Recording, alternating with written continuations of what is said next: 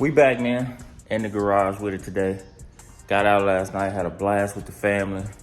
Now we back home, and it's time to get working again. Today we're gonna get these rear shocks on the Camaro. I got the front end links for it too, but man, I may put those on off camera on another day. Do these at work, because I tell y'all what, man, it's been so hot outside. I really don't want to do a lot, but I gotta get this content stuff going, man. It's been so hot, like I said, I cut all my hair off. I think I'm gonna shave my beard off, it's so hot, but that's a stretch. But anyway, we're gonna get this Camaro started and get these rear shocks on. I've never actually done rear shocks on one of these in my whole tenure as a technician. Crazy part is I've actually never really worked on a Camaro, unless it's a couple of my buddies' cars, but I've never done anything to a Camaro because we don't see them. I work for Cadillac, so when you're working in the dealership life, as y'all know, when you're in the dealership, some of y'all may not know. Grab this box over here. They don't like cross-branded warranty or, you know, right over there.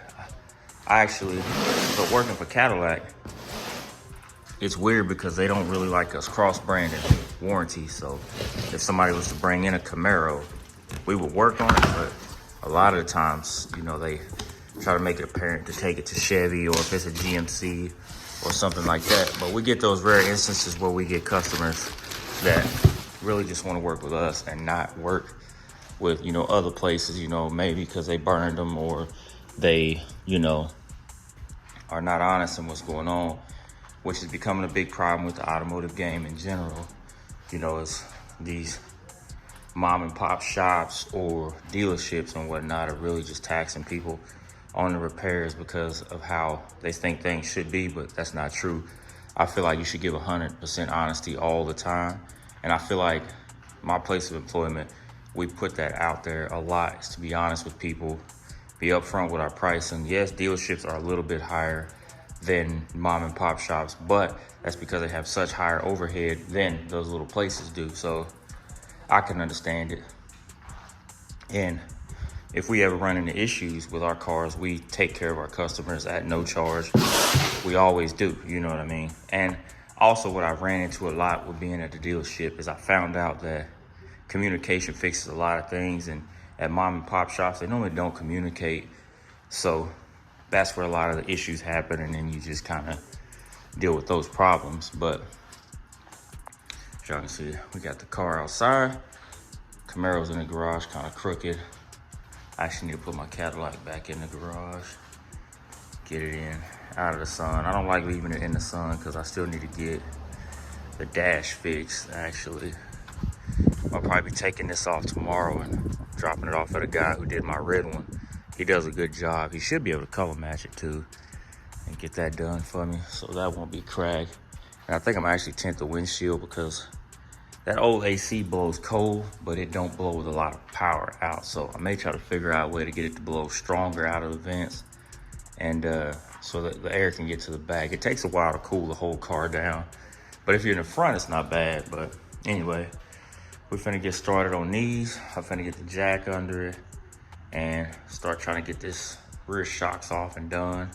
'Cause I got a few other things to do. I gotta take the kids fishing today, and I gotta go visit my mom. So anyway, let's get started. So we got the wheel off and we started taking these off. Got the new one. Like I said, the quick struts were cheap enough where I could just do a set of those instead of actually just breaking this down and replacing that. But I didn't realize I wouldn't be able to put my wobble fully on all these, so I had to take two out with my little 15. These two I should be able to get out with a wobble socket, so pull those two out, and then we're gonna lower this out and see how well we can get these out. So I actually lower the, oh my God, so that being off, this might be a nightmare trying to get this rear out. I don't think it will be though. I think I should be able to kind of move it around. Should be able to. Anyway, my wife went to work, so right now I'm trying to hold the camera and work at the same time. I need to get me a tripod to make it a little bit easier, so I'm about to see if I can pop this out and get this new one swapped out. So let me cut y'all back on in just a minute. Man, so this became a lot harder than what I expected. I don't know why anybody would design something like this, man. I figured it'd be just like a couple bolts and get it out. No. In order to get it free, I had to unbolt stabilizer bar right there. And I had to pull a lower control arm bolt out. That way I could actually get it out because of how big this mount is on the top. So, oh Lord. I'm actually finna get this one in, and I'm probably gonna put it all back together, and we're gonna do the rest at work on the lift because, man, it's too hot. I done had to lose my shirt, and I'm sweating from everywhere. It's way too hot. It's like 104 outside right now, so I'm gonna just get this shock back in, and we're gonna get the car back together and try to figure this out. There's been so many little issues, like I said. Lug nuts are just swollen, so it's been a problem trying to get the wheels on and off. But I'm gonna get everything back on, and then get this new shock in. Hopefully, we'll finish this up at work. So right now, let's finish up this side and get this done. So I finally got this thing back in here. Like I said, this is it for doing these at home. I ain't doing this again. Today it's too hot. We just got this side on. The rest we gonna put back on. Probably in the shop, but it's a little bit of a pig to get this in and out. Like I said, you gotta pull the lower control arm bolt out, your stabilizer bar bushing bolts off. I pull those off, and then you can actually push it down far enough to get the shock out. But we got the new one in, got it bolted up. I have to put this wheel back on, and once we get the wheel back on, I gotta figure out how I'm gonna get these lug nuts back on. And once I get the lug nuts back on, I still gotta put that 115 back in the top. I haven't put it in yet, but I gotta figure out how I'm gonna get these lug nuts back on with the swollen lug nuts. That is the problem I'm running into right now. But anyway, I'm about to get the wheel back on and just be done with this project for the day because it has really, really kicked me. And I gotta get this in the house, and it's way too hot. We get that in the back in this spot, because it actually sits right here where this car is, because my third spot has some stuff in it where it's a little bit too long. I gotta move some stuff around where it'll actually fit. So anyway, I'm gonna pop this wheel back on it, get it back on the ground. Just go run some errands with the kids and check on my mom. So let me get this all back on and finish off this video. So got everything organized. I got this one back in the garage. Need to get that carpet installed soon.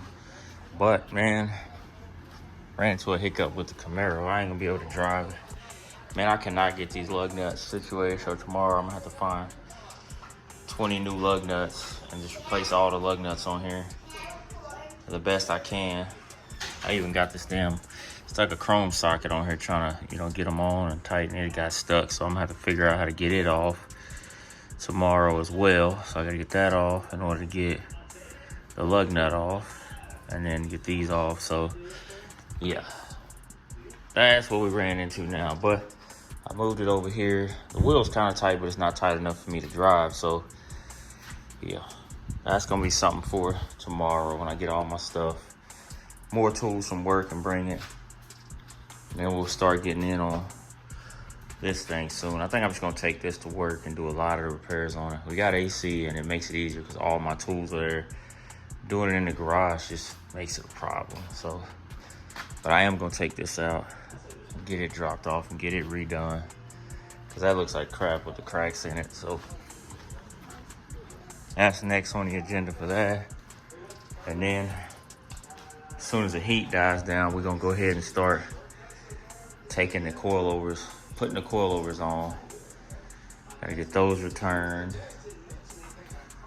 Coilovers, I gotta get those on.